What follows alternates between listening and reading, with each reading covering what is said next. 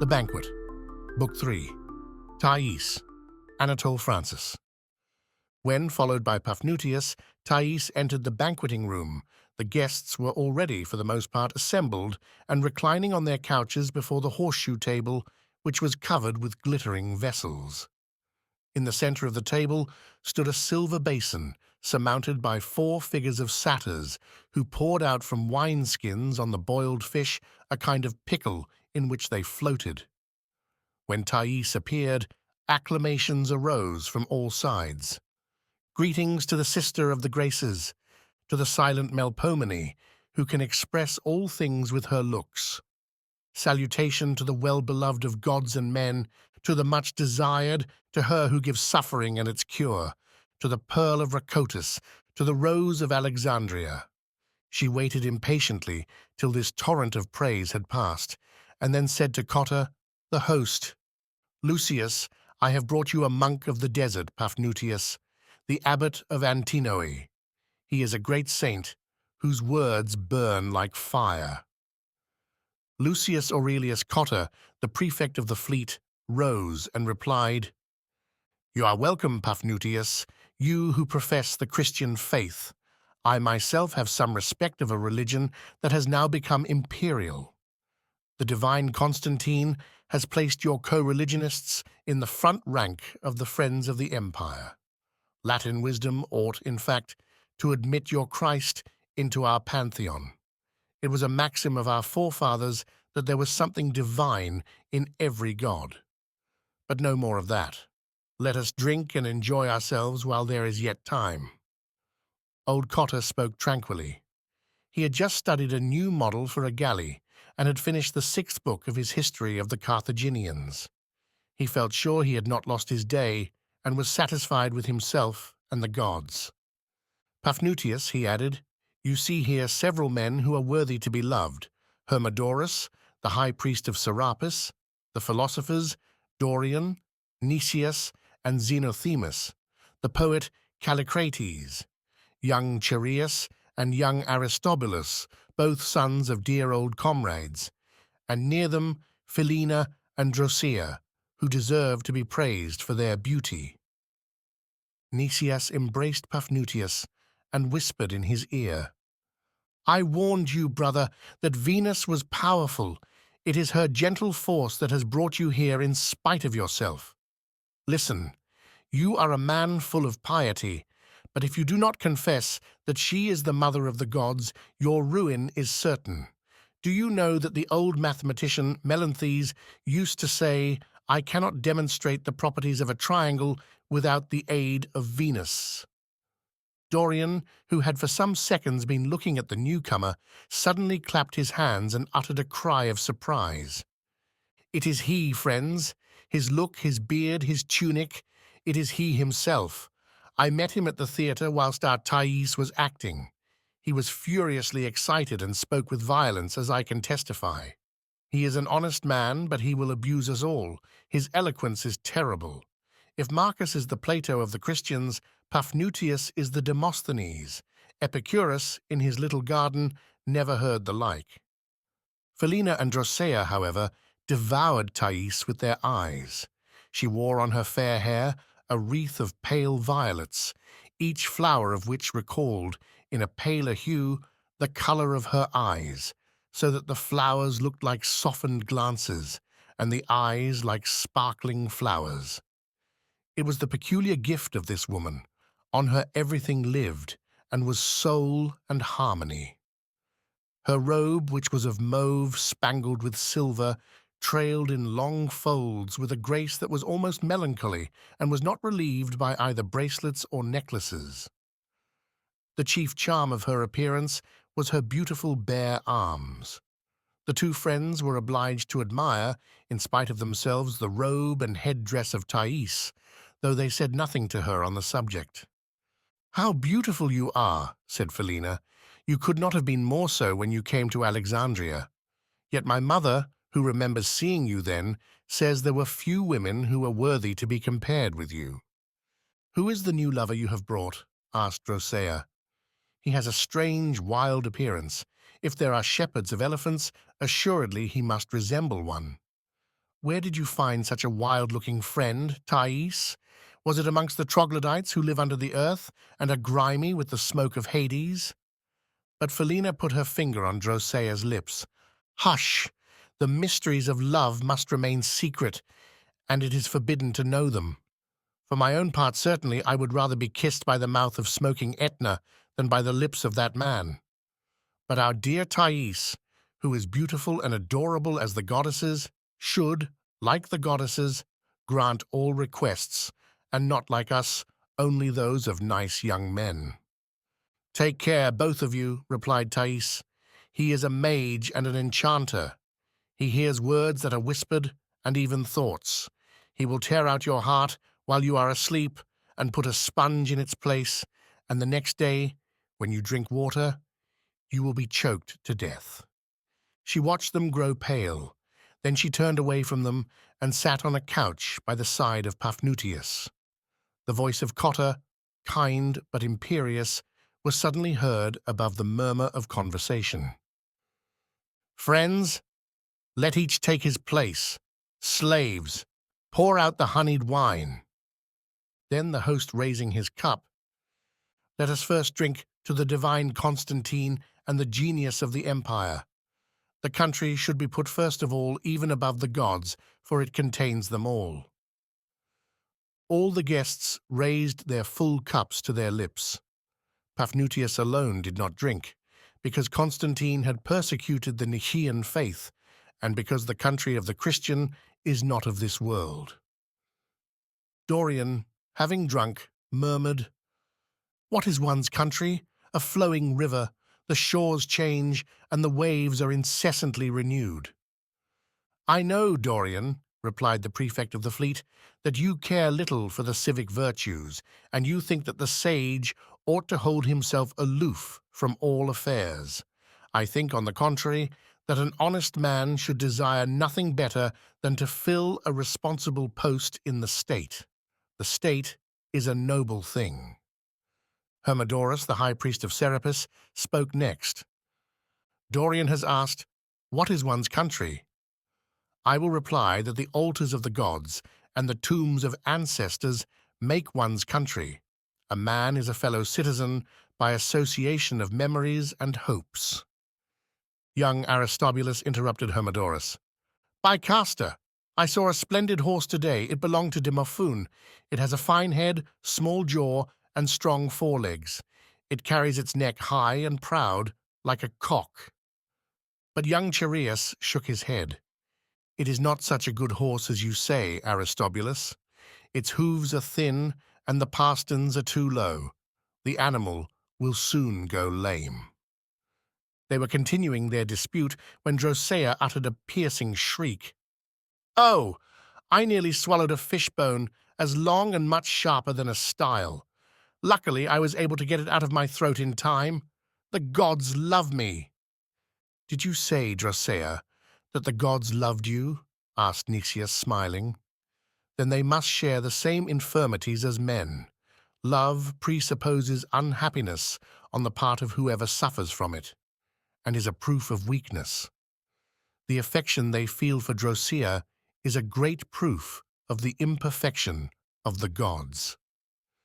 At these words, Drosea flew into a great rage. Nicias, your remarks are foolish and not to the point. But that is your character.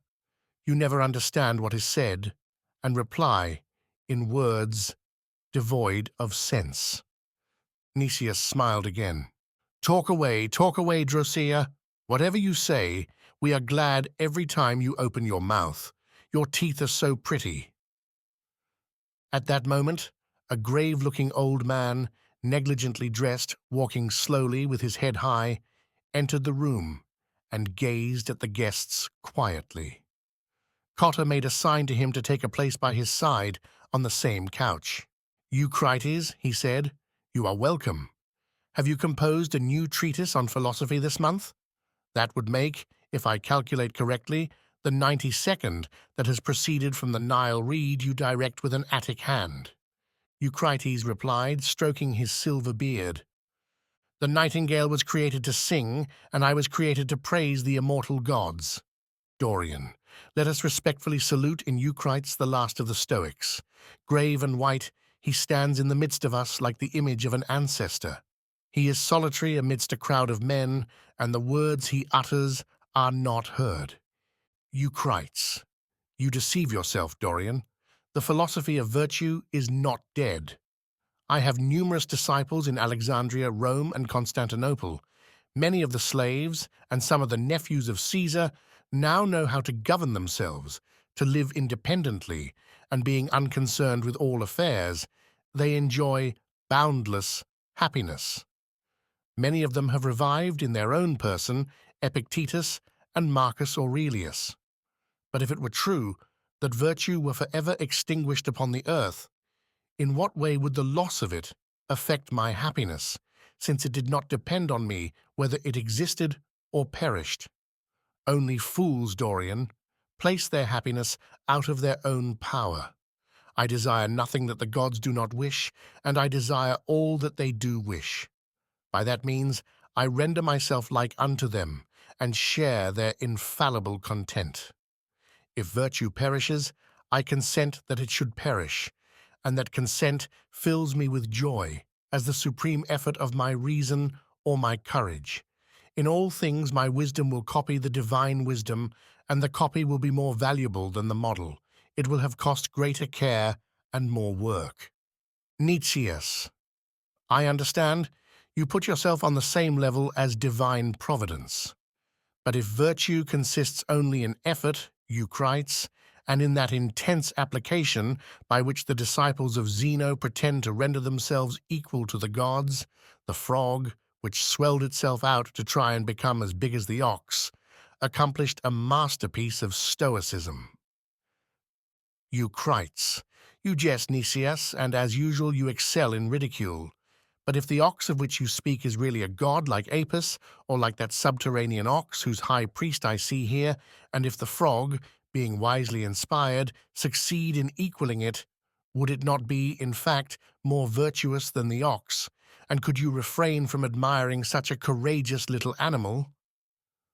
4 servants placed on the table a wild pig, still covered with its bristles. Little pigs, made of pastry, surrounded the animal, as though they would suckle to show that it was a sow.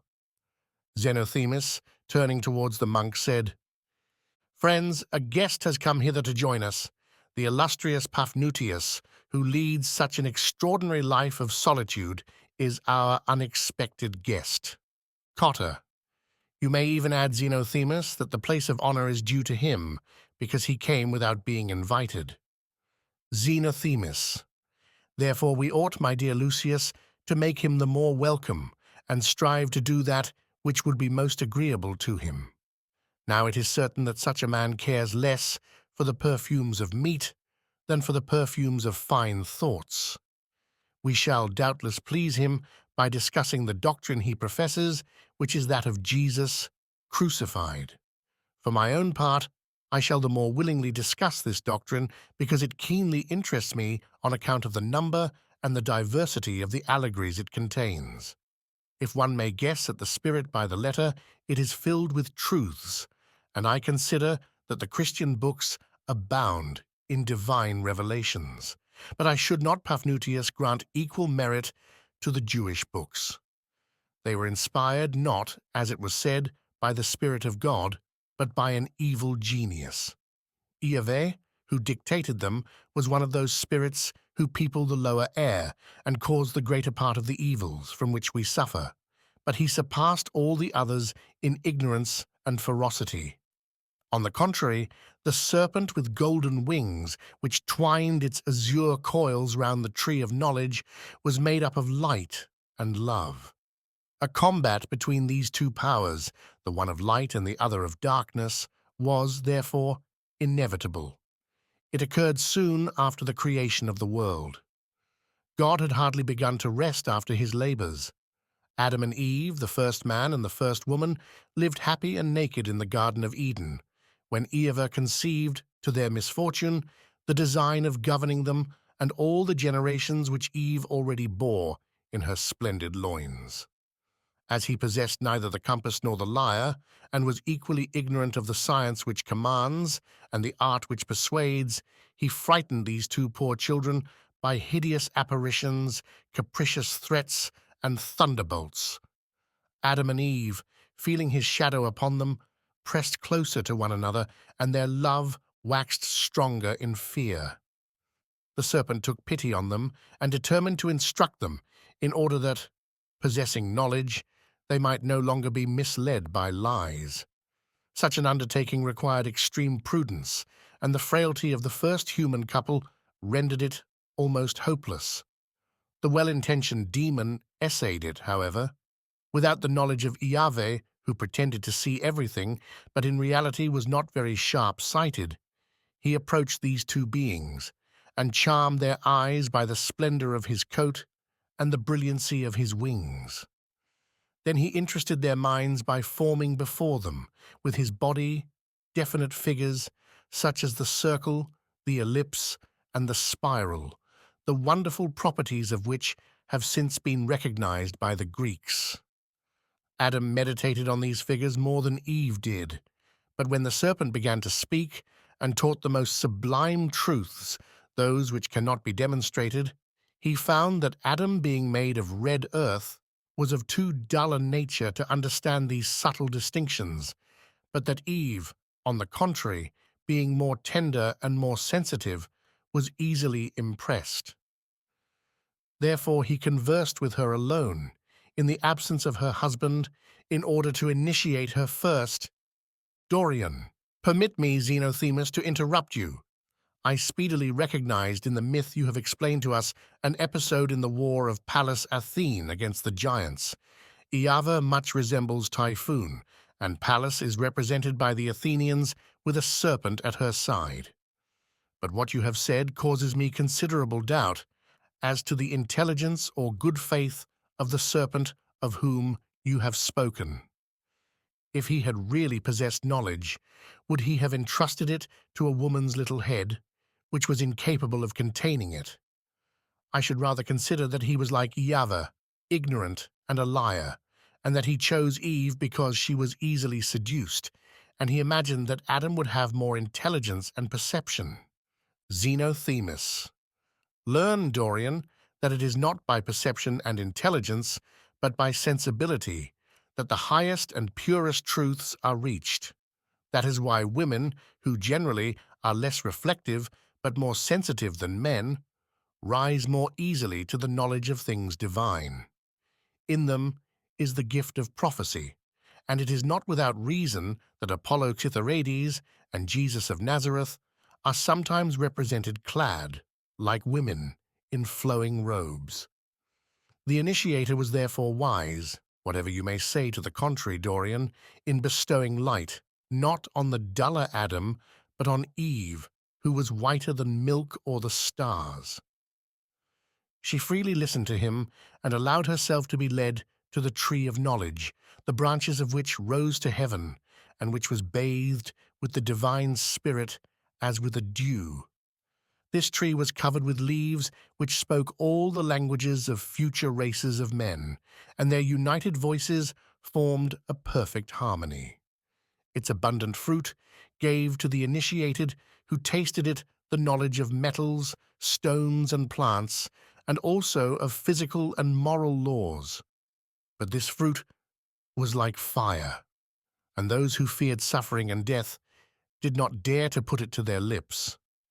Now, as she had listened attentively to the lessons of the serpent, Eve despised these empty terrors and wished to taste the fruit which gave the knowledge of God.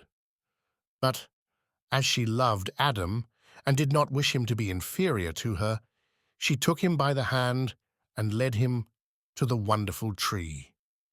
Then she picked one of the burning apples, bit it, and proffered it to her companion. Unfortunately, Iava, who was by chance walking in the garden, surprised them, and seeing that they had become wise, he fell into a most ungovernable rage. It is in his jealous fits that he is most to be feared. Assembling all his forces, he created such a turmoil in the lower air that these two weak beings were terrified. The fruit fell from the man's hand, and the woman, clinging to the neck of her luckless husband, said, I too will be ignorant and suffer with him. The triumphant Iave kept Adam and Eve and all their seed in a condition of hebetude and terror. His art, which consisted only in being able to make huge meteors, triumphed over the science of the serpent, who was a musician and geometrician. He made men unjust, ignorant, and cruel, and caused evil to reign in the earth. He persecuted Cain and his sons because they were skillful workmen. He exterminated the Philistines because they composed Orphic poems and fables like those of Aesop. He was the implacable enemy of science and beauty, and for long ages the human race expiated in blood and tears the defeat of the winged serpent. Fortunately, there arose among the Greeks learned men such as Pythagoras and Plato, who recovered by the force of genius the figures and the ideas which the enemy of Iave had vainly tried to teach the first woman. The soul of the serpent was in them, and that is why the serpent, as Dorian has said, is honored by the Athenians. Finally, in these latter days, there appeared under human form 3 celestial spirits, Jesus of Galilee, Basilides, and Valentinus, to whom it was given to pluck the finest fruits of that tree of knowledge, whose roots pass through all the earth and whose top reaches to the highest heaven. I have said all this in vindication of the Christians, to whom the errors of the Jews are too often imputed. Dorian, if I understood you aright, Xenothemis, you said that 3 wonderful men, Jesus, Basilides, and Valentinus, had discovered secrets which had remained hidden from Pythagoras and Plato and all the philosophers of Greece, and even from the divine Epicurus, who, however, has freed men from the dread of empty terrors. You would greatly oblige me by telling me by what means these 3 mortals acquired knowledge which had eluded the most contemplative sages. Xenothemis. Must I repeat to you, Dorian, that science and cogitation are but the first steps to knowledge, and that ecstasy alone leads to eternal truth? Hermodorus. It is true, Xenothemis, that the soul is nourished on ecstasy, as the cicada is nourished on dew. But we may even say more. The mind alone is capable of perfect rapture. For man is of a 3-fold nature, composed of material body, of a soul which is more subtle but also material, and of an incorruptible mind. When emerging from the body as from a palace suddenly given over to silence and solitude, and flying through the gardens of the soul, the mind diffuses itself in God. It tastes the delights of an anticipated death, or rather of a future life, for to die is to live. And in that condition, partaking of divine purity, it possesses both infinite joy and complete knowledge. It enters into the unity which is all. It is perfected. Nicias. That is very fine, but to say the truth, Hermodorus, I do not see much difference between all and nothing. Words even seem to fail to make the distinction. Infinity is terribly like nothingness. They are both inconceivable to the mind. In my opinion, perfection costs too dear. We pay for it with all our being, and to possess it must cease to exist. That is a calamity from which God himself is not free, for the philosophers are doing their best to perfect him. After all, if we do not know what it is not to be, we are equally ignorant what it is to be. We know nothing. It is said that it is impossible for men to agree on this question. I believe, in spite of our noisy disputes, that it is, on the contrary, impossible for men not to become some day all at unity, buried under the mass of contradictions, a pelion on Ossa, which they themselves have raised. Cotta. I am very fond of philosophy and study it in my leisure time. But I never understand it well except in Cicero's books. Slaves, pour out the honeyed wine, Callicrates. It is a singular thing, but when I am hungry I think of the time when the tragic poets sat at the boards of good tyrants, and my mouth waters. But when I have tasted the excellent wine that you give us so abundantly, generous Lucius, I dream of nothing but civil wars and heroic combats. I blush to live in such inglorious times. I invoke the goddess of liberty, and I pour out my blood, in imagination, with the last Romans on the field of Philippi. Cotta.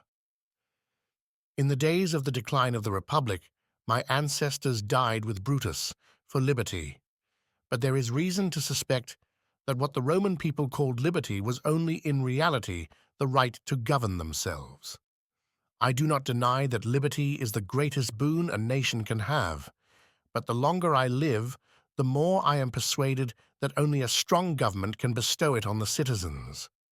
For 40 years, I have filled high positions in the state, and my long experience has shown me that when the ruling power is weak, the people are oppressed.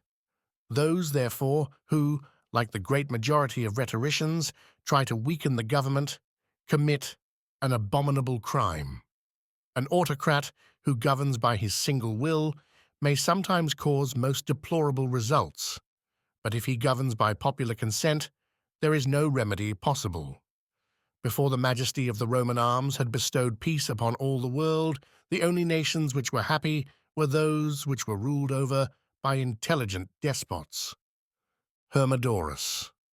For my part, Lucius, I believe that there is no such thing as a good form of government, and that we shall never discover one, because the Greeks, who had so many excellent ideas, were never able to find one.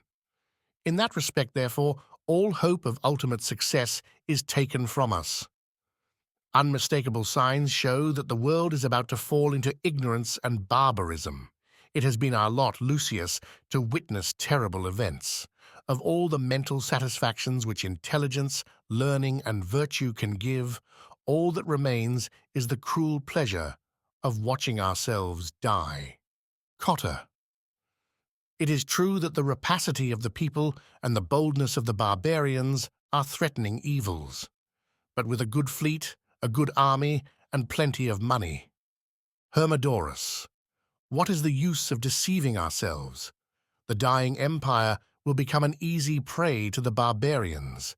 Cities which were built by Hellenic genius or Latin patience will soon be sacked by drunken savages. Neither art nor philosophy will exist any longer on the earth. The statues of the gods will be overturned in the temples and in men's hearts as well. Darkness will overcome all minds, and the world will die. Can we believe that the Sarmatians will ever devote themselves to intelligent work, that the Germani will cultivate music and philosophy, and that the Quadi and the Marcomanni will adore the immortal gods? No, we are sliding toward the abyss. Our old Egypt, which was the cradle of the world, will be its burial vault. Serapis, the god of death, will receive the last adoration of mortals, and I shall have been the last priest of the last god.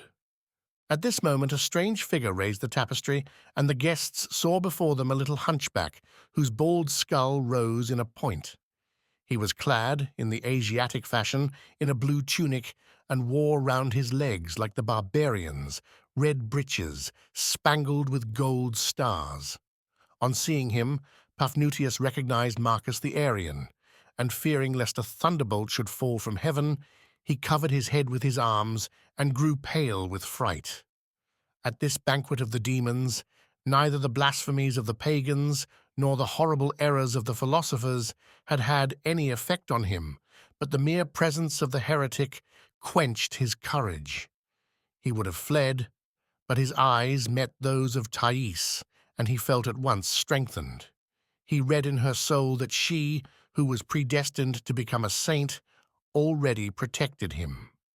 He seized the skirt of her long, flowing robe and inwardly prayed to the Savior Jesus. A murmur of acclamation welcomed the arrival of the personage who had been called the Christian Plato. Hermodorus was the first to speak.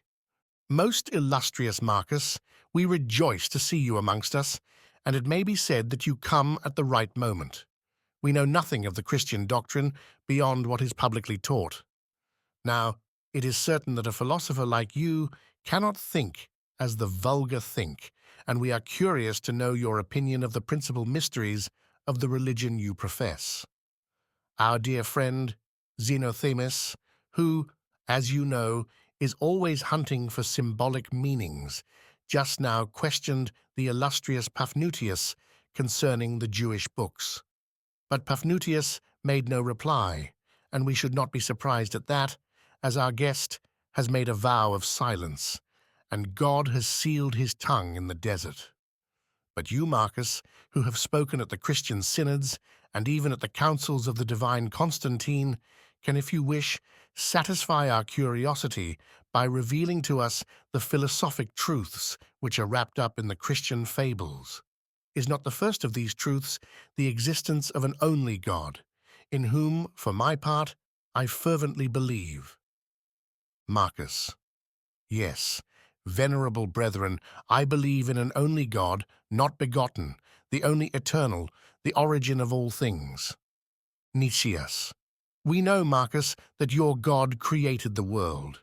That must certainly have been a great crisis in his existence. He had already existed in eternity before he could make up his mind to it. But I must, in justice, confess that his situation was a most difficult one. He must continue inactive if he would remain perfect, and must act if he would prove to himself his own existence. You assure me that he decided to act. I am willing to believe you, although it was an unpardonable imprudence on the part of a perfect God. But tell us, Marcus, how he set about making the world. Marcus. Those who, without being Christians, possess, like Hermodorus and Xenothamis, the principles of knowledge, are aware that God did not create the world personally without an intermediary. He gave birth to an only son by whom all things were made, Hermodorus. That is quite true, Marcus, and this son is worshipped under the various names of Hermes, Mithra, Adonis, Apollo, and Jesus. Marcus. I should not be a Christian if I gave him any other names than those of Jesus Christ and Saviour. He is the true Son of God, but he is not eternal, since he had a beginning. As to thinking that he existed before he was begotten, we must leave that absurdity to the Nicaean mules and the obstinate ass who too long governed the Church of Alexandria under the accursed name of Athanasius. At these words Paphnutius, white with horror, and his face bedewed with the sweat of agony, made the sign of the cross, but maintained a sublime silence. Marcus continued. It is clear that the foolish Nicene Creed is a treason against the majesty of the only God, by compelling him to share his indivisible attributes with his own emanation, the mediator by whom all things were made. Cease jesting at the true God of the Christians, Nicias, and learn that, like the lilies of the field, he toils not, neither does he spin. It was not he who was the worker, it was his only Son, Jesus, who, having created the world, came afterwards to repair his handiwork. For the creation could not be perfect, and evil was necessarily mingled with good. Nicias, what is good and what is evil? There was a moment's silence, during which Hermodorus, his arm extended on the cloth, pointed to a little ass in Corinthian metal which bore two baskets, the one containing white olives, the other black olives. You see these olives, he said. The contrast between the colors is pleasant to the eye, and we are content that these should be light and those should be dark. But if they were endowed with thought and knowledge, the white would say, "It is good for an olive to be white. It is bad for it to be black," and the black olives would hate the white olives. We judge better, for we are as much above them as the gods are above us. For man, who only sees a part of things, evil is an evil. For God, who understands all things, evil is a good. Doubtless, ugliness is ugly and not beautiful. But if all were beautiful, the whole would not be beautiful. It is then well that there should be evil, as the second Plato, far greater than the first, has demonstrated. Eucrites. Let us talk more morally. Evil is an evil, not for the world, of which it cannot destroy the indestructible harmony, but for the sinner who does it, and cannot help doing it. Cotta. By Jupiter, that is a good argument. Eucrites. The world is a tragedy by an excellent poet. God, who composed it, has intended each of us to play a part in it. If he wills that you shall be a beggar, a prince, or a cripple, make the best of the part assigned you. Nicias. Assuredly it would be well that the cripple should limp like Hephaestus. It would be well that the madman should indulge in all the fury of Ajax, that the incestuous woman should repeat the crimes of Phaedra, that the traitor should betray, that the rascal should lie, and the murderer kill. And when the piece was played, all the actor, kings, just men, bloody tyrants, pious virgins, immodest wives, noble-minded citizens, and cowardly assassins, should receive from the poet an equal share in the felicitations. Eucrites. You distort my thought, Nicias, and change a beautiful young girl into a hideous Gorgon. I am sorry for you if you are so ignorant of the nature of the gods, of justice, and of the eternal laws. Xenothemis. For my part, friends, I believe in the reality of good and evil. But I am convinced that there is not a single human action, were it even the kiss of Judas, which does not bear within itself the germ of redemption. Evil contributes to the ultimate salvation of men, and, in that respect, issues from good, and shares the merits belonging to good. This has been admirably expressed by the Christians, in the myth concerning the man with red hair, who, in order to betray his master, gave him the kiss of peace, and by such act assured the salvation of men. Therefore, nothing is, in my opinion, more unjust and absurd than the hate with which certain disciples of Paul, the tent-maker, pursue the most unfortunate of the apostles of Jesus without realizing that the kiss of Iscariot, prophesied by Jesus himself, was necessary, according to their own doctrine, for the redemption of men, and that if Judas had not received the 30 pieces, the divine wisdom would have been impugned, providence frustrated, its designs upset, and the world given over to evil, ignorance, and death. Marcus. Divine wisdom foresaw that Judas, though he was not obliged to give the traitor's kiss, would give it notwithstanding. It thus employed the sin of Iscariot as a stone in the marvelous edifice of the redemption. Xenothemis. I spoke just now, Marcus, as though I believed that the redemption of men had been accomplished by Jesus crucified, because I know that such is the belief of the Christians, and I borrowed their opinion that I might the better show the mistake of those who believe in the eternal damnation of Judas. But in reality, Jesus was, in my eyes, but the precursor of Basilides and Valentinus. As to the mystery of the redemption, I will tell you, my dear friends, if you are at all curious to hear it, how it was really accomplished on earth. The guests made a sign of assent. Like the Athenian virgins with the baskets sacred to Ceres, 12 young girls, bearing on their heads baskets filled with pomegranates and apples, entered the room with a light step, in time to the music of an invisible flute. They placed the baskets on the table, the flute ceased, and Xenothemis spoke as follows. When Eunoia, the thought of God, had created the world, she confided the government of the earth to the angels. But they did not preserve the dispassion befitting masters.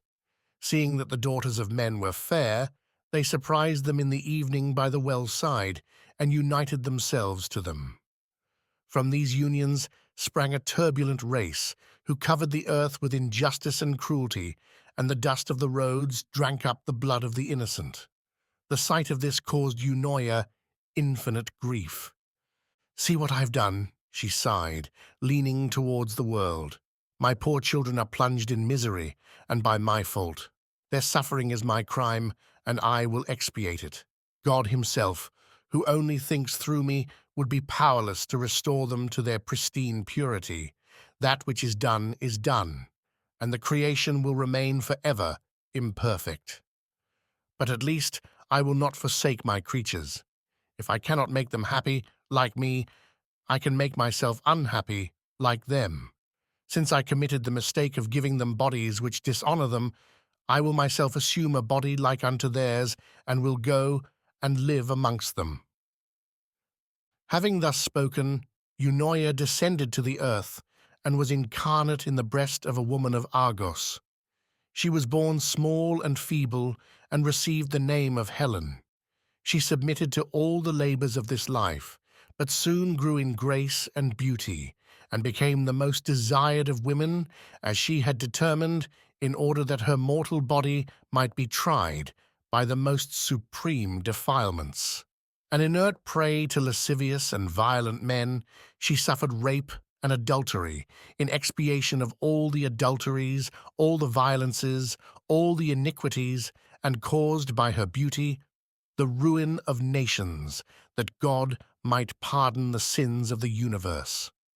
And never was the celestial thought, never was Eunoia so adorable as in those days when, as a woman, she prostituted herself to heroes and shepherds. The poets surmised her divinity when they painted her so peaceful, superb, and fatal, and when they addressed that invocation to her, a soul as serene as a calm upon the waters. Thus was Eunoia led by pity into evil and suffering. She died, and the Argives still show her tomb, for it was necessary that she should know death after lust and taste the bitter fruit she had sown. But emerging from the decomposed flesh of Helen, she became incarnate again as a woman, and again suffered every form of insult and outrage. Thus, passing from body to body throughout all the evil ages, she takes upon her the sins of the world. Her sacrifice will not be in vain.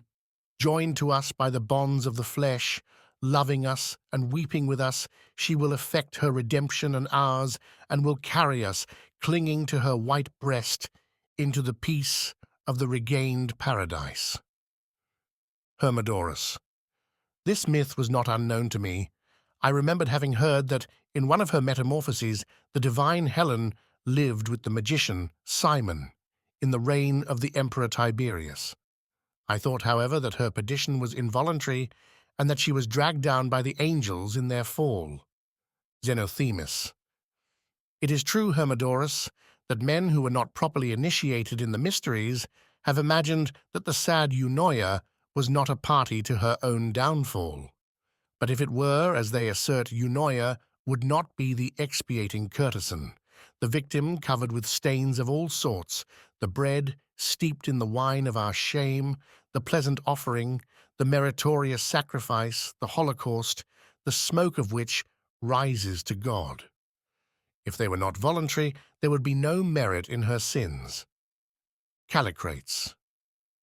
Does anyone know, Xenothemis, in what country, under what name, in what adorable form, this ever-renascent Helen is living now? Xenothemis. A man would have to be very wise indeed to discover such a secret. And wisdom, Callicrates, is not given to poets who live in the rude world of forms and amuse themselves, like children, with sounds and empty shows. Callicrates, beware of offending the gods, impious Xenothemis. The poets are dear to them. The first laws were dictated in verse by the immortals themselves, and the oracles of the gods are poems. Hymns have a pleasant sound to celestial ears. Who does not know that the poets are prophets, and that nothing is hidden from them? Being a poet myself, and crowned with Apollo's laurel, I will make known to all the last incarnation of Eunoia.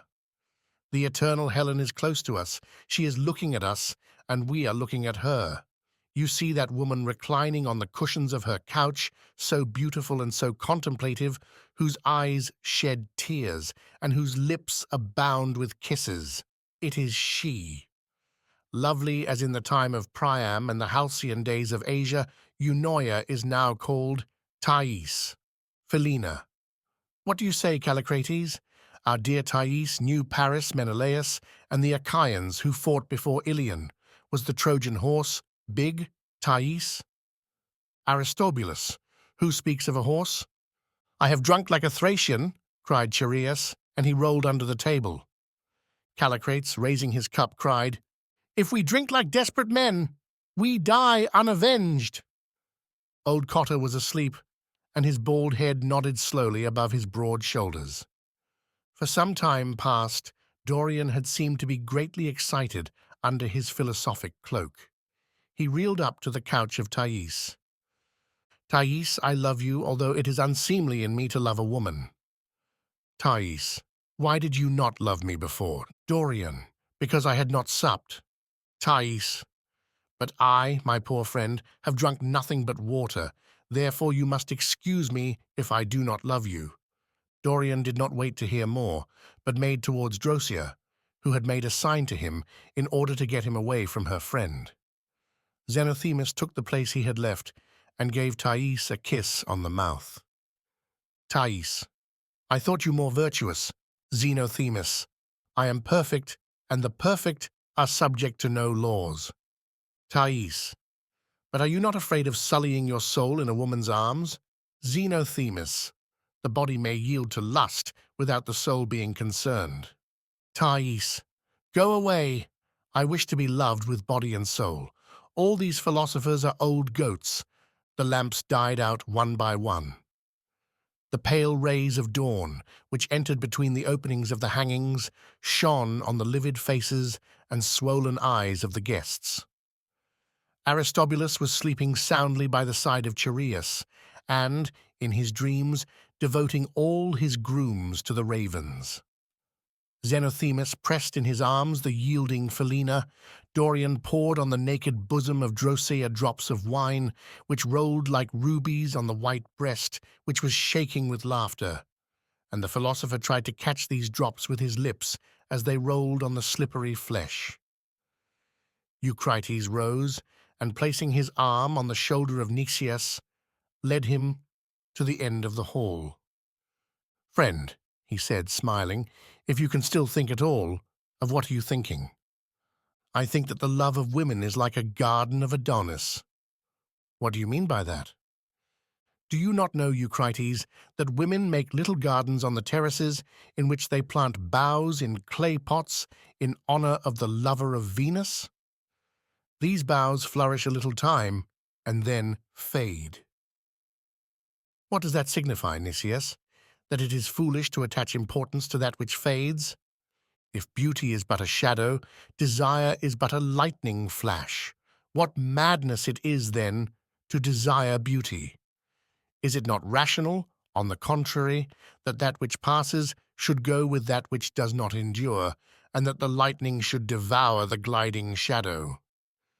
Nicias, you seem to me like a child playing at knucklebones. Take my advice, be free. By liberty only can you become a man. How can a man be free, Eucrites, when he has a body? You shall see presently, my son. Presently you will say, Eucrites was free. The old man spoke, leaning against a porphyry pillar, his face lighted by the first rays of dawn. Hermodorus and Marcus had approached and stood before him by the side of Nicias, and all four, regardless of the laughter and cries of the drinkers, conversed on things divine. Eucrites expresses himself so wisely and eloquently that Marcus said, You are worthy to know the true God. Eucrites replied, The true God is in the heart of the wise man. Then they spoke of death. I wish, said Eucrites, that it may find me occupied in correcting my faults and attentive to all my duties. In the face of death, I will raise my pure hands to heaven, and I will say to the gods, Your images, gods, that you have placed in the temple of my soul, I have not profaned. I have hung there my thoughts, as well as garlands, fillets, and wreaths. I have lived according to your providence. I have lived enough. Thus speaking, he raised his arms to heaven, and he remained thoughtful a moment. Then he continued, with extreme joy, Separate thyself from life, Eucrites, like the ripe olive which falls, returning thanks to the tree which bore thee, and blessing the earth, thy nurse.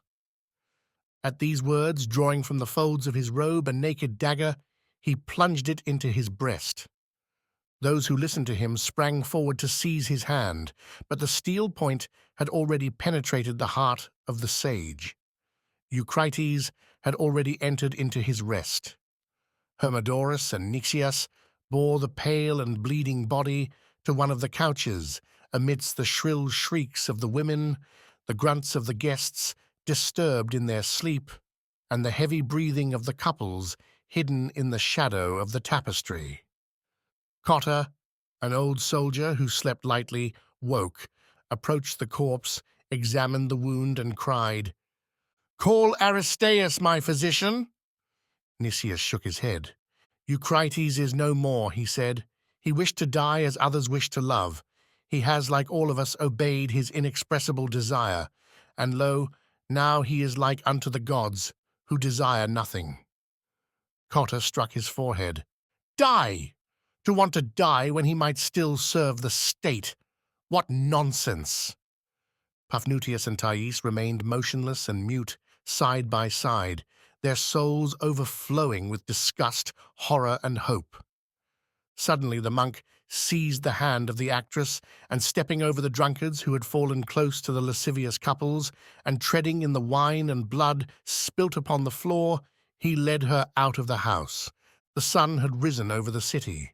Long colonnades stretched on both sides of the deserted street, and at the end shone the dome of Alexander's tomb. Here and there on the pavement lay broken wreaths and extinguished torches. Fresh wafts of the sea could be felt in the air.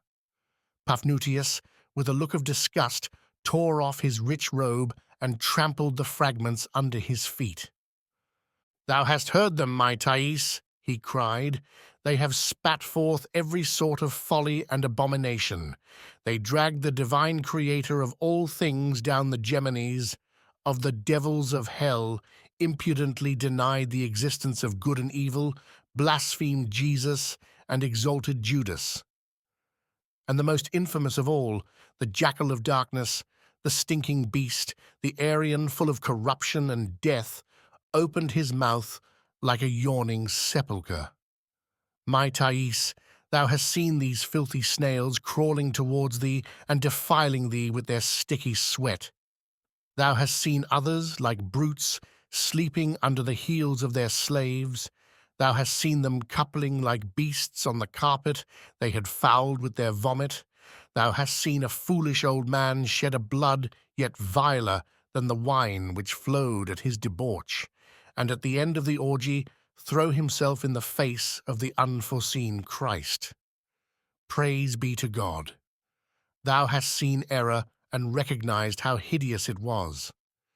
Thais, Thais, Thais, recall to mind the follies of these philosophers, and say if thou wilt go mad with them. Remember the looks, the gestures, the laughs of their fitting companions, those two lascivious and malicious strumpets, and say if thou wilt remain like unto them. Asterisk. Steps on the Aventine Hill leading to the Tiber, to which the bodies of executed criminals were dragged to be thrown into the river. The word is now obsolete, but was employed by Ben Jonson, Sejanus, and Massinger, the Roman actor. Trans. Thais, her heart stirred with horror and disgust at all she had seen and heard that night, and feeling the indifference and brutality, the malicious jealousy of women, the heavy weight of useless hours, sighed. I am weary to death, O my father. Where shall I find rest? I feel that my face is burning, my head empty, and my arms are so tired that I should not have the strength to seize happiness were it within reach of my hand. Paphnutius gazed at her with loving pity. Courage, O my sister. The hour of rest rises for thee. White and pure as the vapors thou seest rise from the gardens and waters. They were near the house of Thais, and could see, above the wall, the tops of the sycamore and fir trees which surrounded the grotto of nymphs tremble in the morning breeze. In front of them was a public square, deserted and surrounded with stelaes and votive statues, and having at each end a semicircular marble seat, supported by figures of monsters. Thais fell on one of these seats. Then, looking anxiously at the monk, she asked, "What must I do?" "Thou must," replied the monk, "follow him who has come to seek thee. He will separate thee from this present life, as the vintager gathers the cluster that would have rotted on the tree, and bears it to the winepress to change it into perfumed wine. Listen. There is 12 hours from Alexandria towards the west, not far from the sea, a nunnery, the rules of which, a masterpiece of wisdom, deserve to be put in lyric verse and sung to the sound of the theorbo and tambourines. It may truly be said that the women who are there, submissive to these rules, have their feet upon earth and their faces in heaven. They desire to be poor, that Jesus may love them, modest, that he may gaze upon them, chaste, that he may wed them. He visits them every day in the guise of a gardener, his feet bare, his beautiful hands open, even as he showed himself to Mary at the entrance of the tomb. I will conduct thee this very day to this nunnery, my Thais, and soon, commingling with these holy women, thou wilt share in their heavenly conversation. They await thee as a sister. On the threshold of the convent, their mother, the pious Albina, will give thee the kiss of peace and will say, "My daughter, thou art welcome." The courtesan uttered a cry of amazement. "Albina, a daughter of the Caesars, the great niece of the Emperor Carus." She herself. Albina, who, born in the purple, has donned the serge, and a daughter of the masters of this world, has risen to the rank of servant of Jesus Christ. She will be thy mother. Thais rose and said, "Take me to the house of Albina." And Paphnutius, completing his victory, "Surely I will conduct thee thither, and there I will place thee in a cell, where thou shalt weep for thy sins.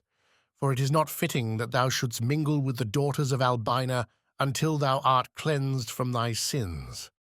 I will seal the door, and there, a happy prisoner, thou wilt wait in tears till Jesus himself come, as a sign of pardon, to break the seal that I have placed. And doubt not that he will come, Thais, and how the flesh of thy soul will tremble when thou shalt feel the fingers of light placed upon thy eyes to dry thy tears." Thais said a second time, "Take me, my father, to the house of Albina."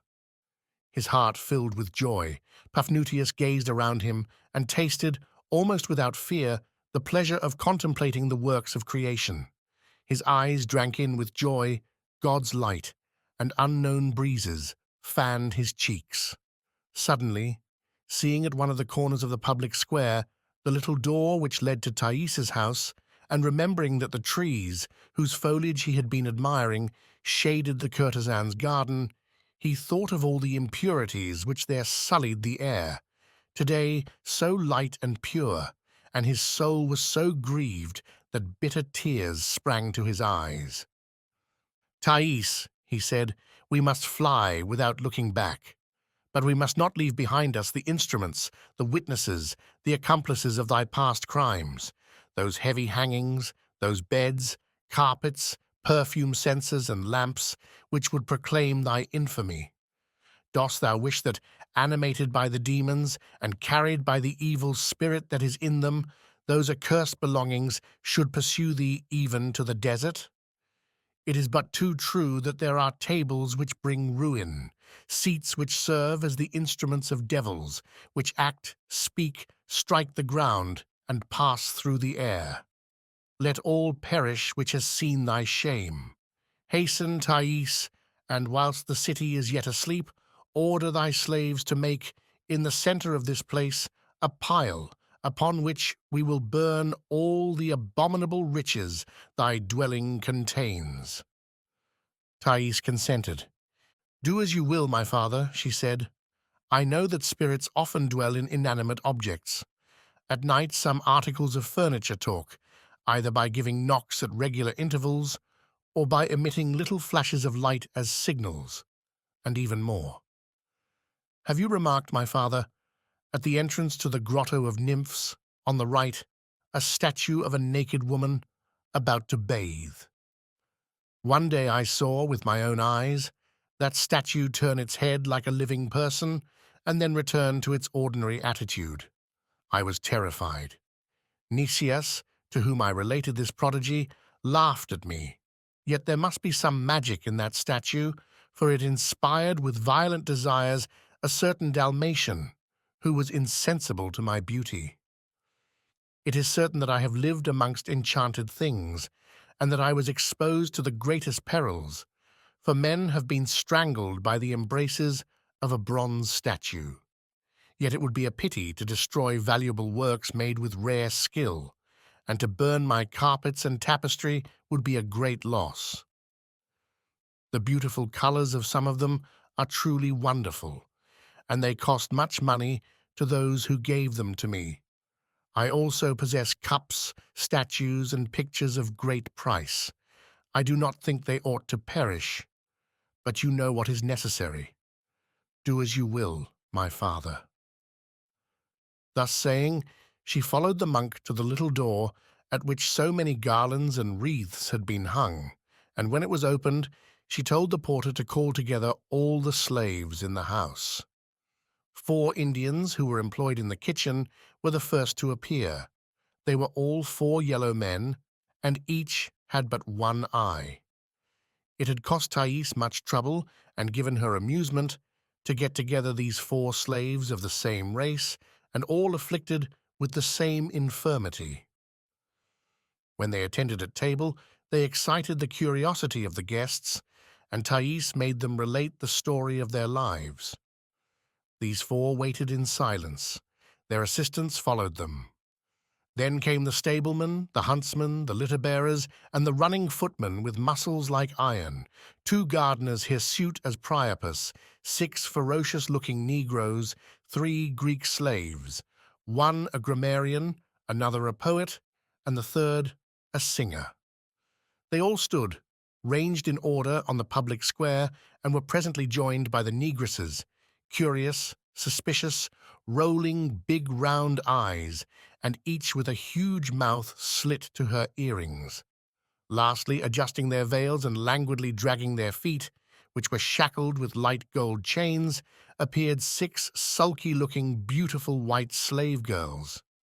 When they were all assembled, Thais, pointing to Paphnutius, said, "Do whatever this man commands you, for the Spirit of God is in him, and if you disobey him, you will fall dead."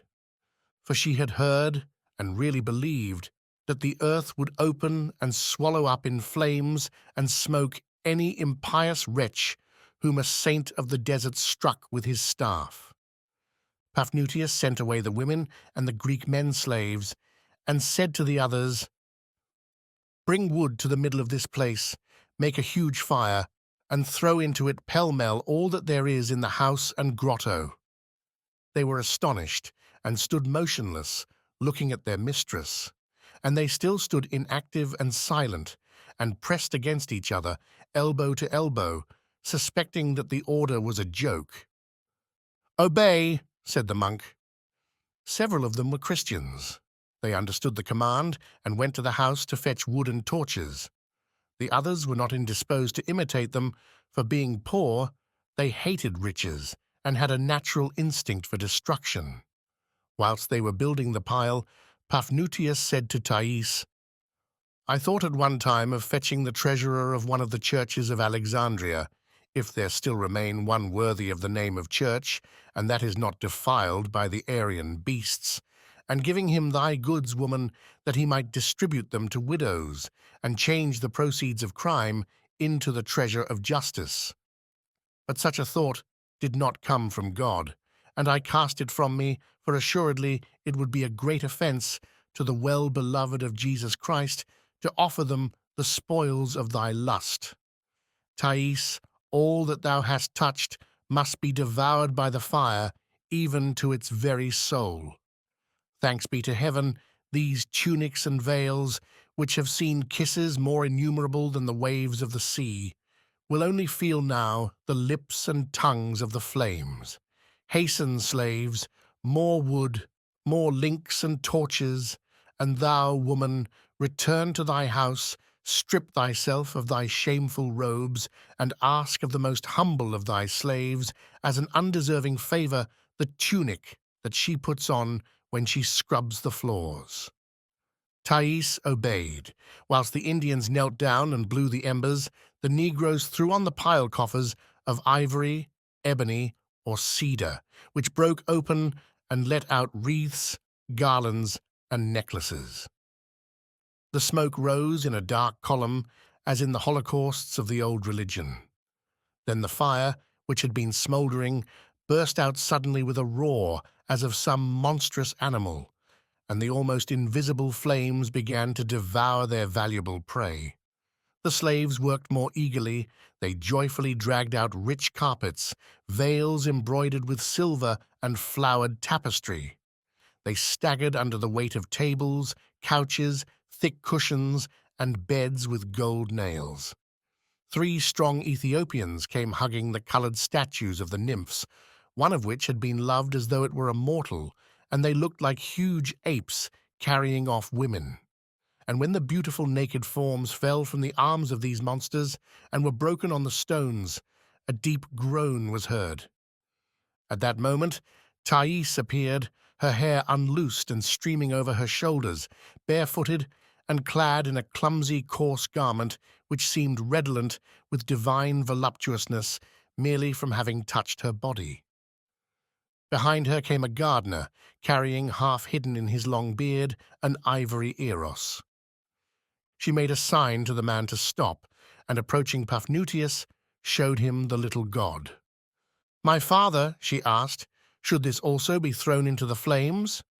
It is of marvellous antique work, and is worth 100 times its weight in gold. Its loss would be irreparable, for there is not a sculptor in the world capable of making such a beautiful eros. Remember also, my father, that this child is love, and he should not be harshly treated. Believe me, love is a virtue, and if I have sinned, it is not through him, my father, but against him. Never shall I regret aught that he has caused me to do, and I deplore only those things I have done contrary to his commands. He does not allow women to give themselves to those who do not come in his name. For that reason he ought to be honoured. Look, Paphnutius, how pretty this little eros is, with what grace he hides himself in the gardener's beard. One day, Nicias, who loved me then, brought it to me and said, 'It will remind you of me.' But the roguish boy did not remind me of Nicias, but of a young man I knew at Antioch. Enough riches have been destroyed upon this pile, my father. Preserve this eros and place it in some monastery. Those who see it will turn their hearts towards God, for love leads naturally to heavenly thoughts." The gardener, already believing that the little eros was saved, smiled on it as though it had been a child, when Paphnutius, snatching the god from the arms which held it, threw it into the flames, crying, "It is enough that Nicias has touched it to make it replete with every sort of poison." Then, seizing by armfuls the sparkling robes, the purple mantles, the golden sandals, the combs, strigils, mirrors, lamps, theorbos, and lyres, he threw them into this furnace, more costly than the funeral pile of Sardanapalus, whilst, drunken with the rage of destruction, the slaves danced round, uttering wild yells amid a shower of sparks and ashes. One by one, the neighbours, awakened by the noise, opened the windows, and rubbing their eyes, looked out to see whence the smoke came. Then they came down, half-dressed, and drew near the fire. "What does it mean?" they wondered. Amongst them were merchants from whom Thais had often bought perfumes and stuffs, and they looked on anxiously with long, yellow faces, unable to comprehend what was going on. Some young debauchees, who, returning from a supper, passed by there, preceded by their slaves, stopped, their heads crowned with flowers, their tunics floating, and uttered loud cries. Attracted by curiosity, the crowd increased unceasingly, and soon it was known that Thais had been persuaded by the abbot of Antinoe to burn her riches and retire to a nunnery. The shopkeepers thought to themselves, "Thais is going to leave the city. We shall sell no more to her. It is dreadful to think of. What will become of us without her? This monk has driven her mad. He is ruining us. Why let him do it? What is the use of the laws? Are there no magistrates in Alexandria? Thais does not think about us and our wives and our poor children. It is a public scandal. She ought to be compelled to stay in the city." The young men, on their part, also thought, "If Thais is going to renounce acting and love, our chief amusements will be taken from us. She was the glory, delight, and honor of the stage. She was the joy even of those who had never possessed her. The women we loved in her. There were no kisses given in which she was altogether absent, for she was the joy of all voluptuaries, and the mere thought that she breathed amongst us excited us to pleasure."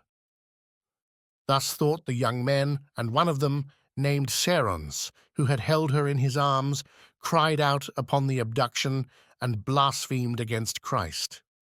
In every group, the conduct of Thais was severely criticized. "It is a shameful flight, a cowardly desertion. She is taking the bread out of our mouths. She is robbing our children. She ought at least to pay for the wreaths I have sold to her, and the 60 robes she has ordered of me. She owes money to everybody. Who will represent Iphigenia, Electra, and Polyxena when she is gone? The handsome Polybia herself will not make such a success as she has done. Life will be dull when her door is closed. She was the bright star, the soft moon of the Alexandrian sky. All the most notorious mendicants of the city, cripples, blind men, and paralytics, had by this time assembled in the place, and crawling through the remnants of the riches, they groaned. How shall we live when Thais is no longer here to feed us? Every day the fragments from her table fed 200 poor wretches, and her lovers, when they quitted her, threw us as they passed handfuls of silver pieces. Some thieves, too, also mingled with the crowd and created a deafening clamor and pushed their neighbors to increase disorder and take advantage of the tumult to filch some valuable object. Old Thaddeus, who sold Miletan wool and Tarentan linen, and to whom Thais owed a large sum of money, alone remained calm and silent in the midst of the uproar. He listened and watched, and gently stroking his goat beard, seemed thoughtful. At last he approached young Cerons, and pulling him by the sleeve, whispered, "You are the favored lover of Thais, handsome youth. Show yourself, and do not allow this monk to carry her off." "By Pollux and his sister he shall not," cried Cerons. "I will speak to Thais, and without flattering myself, I think she will listen to me rather than to that sooty-faced Lapithan. Place, dogs!" And striking with his fist the men, upsetting the old women, and treading on the young children, he reached Thais, and taking her aside, "Dearest girl," he said, "look at me, remember, and tell me truly if you renounce love." But Paphnutius threw himself between Thais and Cerons. "Impious wretch!" he cried. "Beware and touch her not. She is sacred. She belongs to God." "Get away, baboon," replied the young man furiously. "Let me speak to my sweetheart, or if not, I will drag your obscene carcass by the beard to the fire and roast you like a sausage." And he put his hand on Thais. But pushed away by the monk with unexpected force, he staggered back 4 paces and fell at the foot of the pile amongst the scattered ashes. Old Thaddeus, meanwhile, had been going from one to the other, pulling the ears of the slaves and kissing the hands of the masters, inciting each and all against Paphnutius, and had already formed a little band resolutely determined to oppose the monk who would steal Thais from them.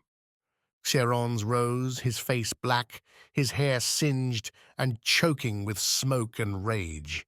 He blasphemed against the gods and threw himself amongst the assailants, behind whom the beggars crawled, shaking their crutches. Paphnutius was soon enclosed in a circle of menacing fists, raised sticks, and cries of death. "To the ravens with the monk! To the ravens!" "No, throw him in the fire! Burn him alive!" Seizing his fair prey, he pressed her to his heart. "Impious men," he cried in a voice of thunder, "strive not to tear the dove from the eagle of the Lord, but rather copy this woman, and like she turn your filth into gold. Imitate her example, and renounce the false wealth which you think you hold and which holds you. Hasten, the day is at hand, and divine patience begins to grow weary. Repent, confess your sins, weep and pray. Walk in the footsteps of Thais. Hate your offenses, which are as great as hers. Which of you, poor or rich, merchants, soldiers, slaves, or eminent citizens, would dare to say before God that he was better than a prostitute? You are all nothing but living filth, and it is by a miracle of divine goodness that you do not suddenly turn into streams of mire. Whilst he spoke, flames shot from his eyes, and it seemed as though live coals came from his lips, and those who surrounded him were obliged to hear him in spite of themselves. But old Thaddeus did not remain idle. He picked up stones and oyster shells, which he hid in the skirt of his tunic, and not daring to throw them himself, slipped them into the hands of the beggars. Soon the stones began to fly, and a well-directed shell cut Paphnutius's face. The blood, which flowed down the dark face of the martyr, dropped in a new baptism on the head of the penitent, and Thais, half stifled in the monk's embrace and her delicate skin scratched by the coarse cassock, felt a thrill of horror and fright. At that moment, a man elegantly dressed and with a wreath of wild celery on his head opened a road for himself through the furious crowd and cried, "Stop! Stop! This monk is my brother!" It was Nicias, who, having closed the eyes of the philosopher Eucrates, was passing through the square to return to his house, and saw, without very much surprise, for nothing astonished him, the smoking pile, Thais clad in a serge cassock, and Paphnutius being stoned. He repeated, "Stop, I tell you! Spare my old fellow scholar! Respect the beloved head of Paphnutius!" But being only used to subtle disquisitions with philosophers, he did not possess that imperious energy which commands vulgar minds. He was not listened to. A shower of stones and shells fell on the monk, who, protecting Thais with his body, praised the Lord, whose goodness turned his wounds into caresses. Despairing of making himself heard, and feeling but too sure that he could not save his friend either by force or persuasion, Nicias resigned himself to the will of the gods, in whom he had little confidence, when the idea occurred to him to use a stratagem which his contempt for men had suddenly suggested to him. He took from his girdle his purse, which was full of gold and silver, for he was a pleasure-loving and charitable man, and running up to the men who were throwing the stones, he chinked the money in their ears. At first they paid no attention to him, their fury being too great. But little by little their looks turned towards the chinking gold, and soon their arms dropped and no longer menaced their victim.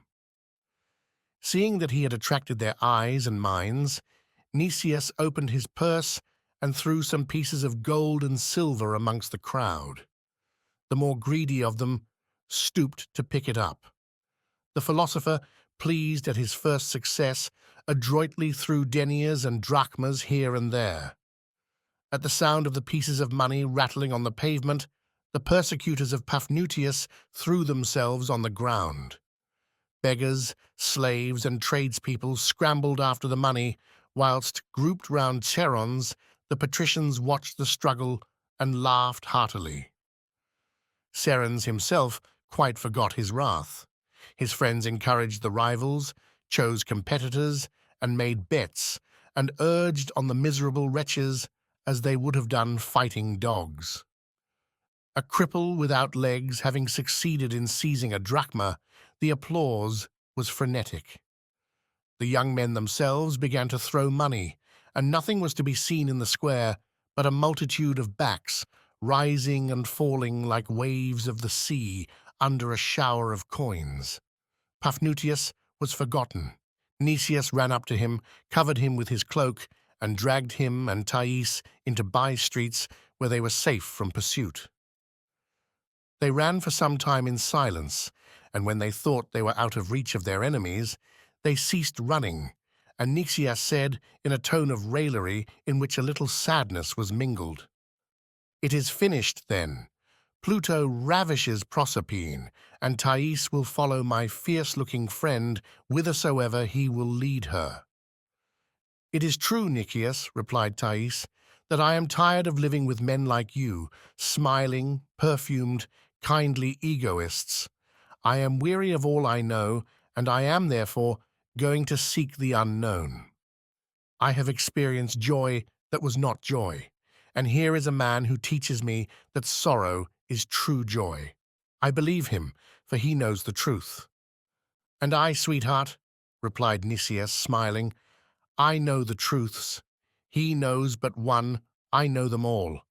I am superior to him in that respect, but to tell the truth, it doesn't make me any the prouder, nor any the happier." Then, seeing that the monk was glaring fiercely at him, "My dear Paphnutius, do not imagine that I think you extremely absurd or even altogether unreasonable, and if I were to compare your life with mine, I could not say which is preferable in itself. I shall presently go and take the bath, which Crobel and Myrtale have prepared for me. I shall eat the wing of a Phasian pheasant. Then I shall read, for the 100th time, some fable by Apuleius, or some treatise by Porphyry. You will return to your cell where, leaning like a tame camel, you will ruminate on, I know not what, formulas of incarnations you have long chewed and rechewed, and in the evening you will swallow some radishes without any oil. Well, my dear friend, in accomplishing these acts, so different apparently, we are both obeying the same sentiment, the only motive for all human actions.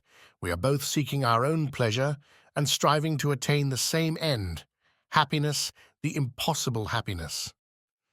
It would be folly on my part to say you were wrong, dear friend, even though I think myself in the right. And you, my Thais, go and enjoy yourself, and be more happy still, if it be possible, in abstinence and austerity than you have been in riches and pleasure. On the whole, I should say you were to be envied. For if in our whole lives Paphnutius and I have pursued but one kind of pleasurable satisfaction, you in your life, dear Thais, have tasted diverse joys, such as it is rarely given to the same person to know. I should really like to be for 1 hour a saint like our dear friend Paphnutius, but that is not possible. Farewell then, Thais. Go where the secret forces of nature and your destiny conduct you. Go and take with you, whithersoever you go, the good wishes of Nicias. I know that is mere foolishness, but can I give you anything more than barren regrets and vain wishes in payment for the delicious illusions which once enveloped me when I was in your arms, and of which only the shadow now remains to me? Farewell, my benefactress. Farewell, goodness that is ignorant of its own existence, mysterious virtue, joy of men. Farewell to the most adorable of the images that nature has ever thrown, for some unknown reasons, on the face of this deceptive world." Whilst he spoke, deep wrath had been brewing in the monk's heart, and it now broke forth in imprecations. "Avaunt, cursed wretch! I scorn thee and hate thee. Go, child of hell, 1,000 times worse than those poor lost ones who just now threw stones and insults at me. They knew not what they did, and the grace of God, which I implored for them, may some day descend into their hearts. But thou, detestable Nicias, thou art but a perfidious venom and a bitter poison. Thy mouth breathes despair and death. One of thy smiles contains more blasphemy than issues in a century from the smoking lips of Satan. Avaunt, backslider. Nicias looked at him. Farewell, my brother, he said, and may you preserve until your life's end your store of faith, hate, and love. Farewell, Thais. It is in vain that you will forget me, because I shall ever remember you. On quitting them, he walked thoughtfully through the winding streets in the vicinity of the great cemetery of Alexandria, which are peopled by the makers of funeral urns. Their shops were full of clay figures painted in bright colors and representing gods and goddesses, mimes, women, winged sprites, and sea, such as were usually buried with the dead. He fancied that perhaps some of the little images which he saw there might be the companions of his eternal sleep, and it seemed to him that a little Eros, with its tunic tucked up, laughed at him mockingly. He looked forward to his death, and the idea was painful to him. To cure his sadness, he tried to philosophize and reasoned thus. Assuredly, he said to himself, time has no reality. It is a simple illusion of our minds. Then, if it does not exist, how can it bring death to me? Does that mean that I shall live forever? No, but I conclude therefrom that my death is, always has been, as it always will be. I do not feel it yet, but it is in me, and I ought not to fear it, for it would be folly to dread the coming of that which has arrived. It exists, like the last page of a book I read and have not finished. This argument occupied him all the rest of the way, but without making him more cheerful, and his mind was filled with dismal thoughts when he arrived at the door of his house and heard the merry laughter of Crobyle and Myrrh, who were playing at tennis whilst they were waiting for him. Paphnutius and Thais left the city by the Gate of the Moon and followed the coast. "Woman," said the monk, "all that great blue sea could not wash away thy pollutions." He spoke with scorn and anger. "More filthy than a bitch or a sow, thou hast prostituted to pagans and infidels a body which the Eternal had intended for a tabernacle, and thy impurities are such that now that thou knowest the truth, thou canst not unite thy lips or join thy hands without a horror of thyself rising in thy heart." She followed him meekly over stony roads under a burning sun. Her knees ached from fatigue, and her throat was parched with thirst. But far from feeling any of the pity which softens the hearts of the profane, Paphnutius rejoiced at these propitiatory sufferings of the flesh which had so sinned. So infuriated was he with holy zeal that he would have liked to cut with rods the body that had preserved its beauty as a shining witness to its infamy. His meditations augmented his pious fury, and remembering that Thais had received Nicias in her bed, that idea seemed so horrible to him that his blood all flowed back to his heart, and his breast felt ready to burst. His curses were stifled in his throat, and he could only grind his teeth. He sprang forward and stood before her, pale, terrible, and filled with the Spirit of God, looked into her very soul, and then spat in her face. She calmly wiped her face and continued to walk on. He followed, glaring at her in pious anger, as if she had been hell itself. He was thinking how he could avenge Christ in order that Christ should not avenge himself, when he saw a drop of blood that had dripped from the foot of Thais on the sand. Then a hitherto unknown influence entered his opened heart. Sobs rose to his lips. He wept. He ran and knelt before her, called her his sister, and kissed her bleeding feet. He murmured 100 times, my sister, my mother, O most holy."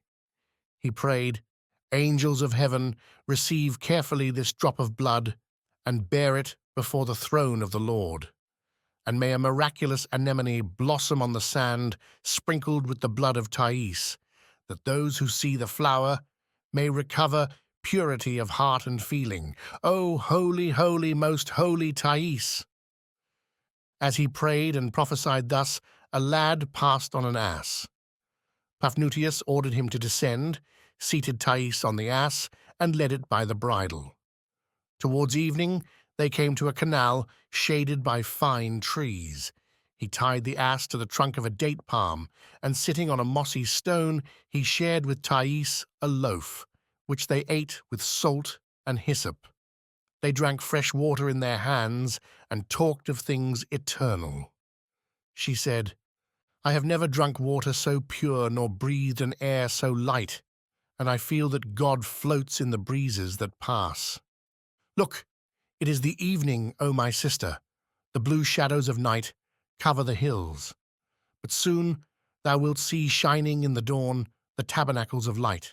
Soon thou wilt behold shine forth the roses of the eternal morning." They journeyed all night, and while the crescent moon gleamed on the silver crests of the waves, they sang psalms and hymns. When the sun rose, the Libyan desert stretched before them like a huge lion's skin. At the edge of the desert, and close to a few palm trees, some white huts shimmered in the morning light. "Are those the tabernacles of light, father?" asked Thais. "Even so, my daughter and my sister. Yonder is the house of salvation, where I will confine you with my own hands." Soon they saw a number of women busy around the buildings, like bees round their hives. There were some who baked bread or prepared vegetables, many were spinning wool, and the light of heaven shone upon them like a smile of God. Others meditated in the shade of the tamarisk trees. Their white hands hung by their sides, for, being filled with love, they had chosen the part of Magdalene, and performed no work but prayer, contemplation, and ecstasy. They were, therefore, called the Marys, and were clad in white. Those who worked with their hands were called the Marthas, and wore blue robes. All wore the hood, but the younger ones allowed a few curls to show on their foreheads, unintentionally, it is to be presumed, since it was forbidden by the rules. A very old lady, tall and white, walked from cell to cell, leaning on a staff of hard wood. Paphnutius approached her respectfully, kissed the hem of her veil, and said, "The peace of the Lord be with thee, venerable Albina. I have brought to the hive, of which thou art queen, a bee I found lost on a flowerless road. I took it in the palm of my hand, and revived it with my breath. I give it to thee." And he pointed to the actress, who knelt down before the daughter of the Caesars. Albina cast a piercing glance on Thais, ordered her to rise, kissed her on the forehead, and then, turning to the monk, "We will place her," she said, "amongst the Marys." Paphnutius then related how Thais had been brought to the house of salvation, and asked that she should be at once confined in a cell. The abbess consented, and led the penitent to a hut which had remained empty since the death of the Virgin Laeta, who had sanctified it. In this narrow chamber there was but a bed, a table, and a pitcher, and Thais, when she crossed the threshold, felt filled with ineffable joy. "I wish to close the door myself," said Paphnutius, "and put thereon a seal, which Jesus will come and break with his own hands." He went to the side of the spring, and took a handful of wet clay, mixed with it a little spittle and a hair from his head, and plastered it across the chink of the door.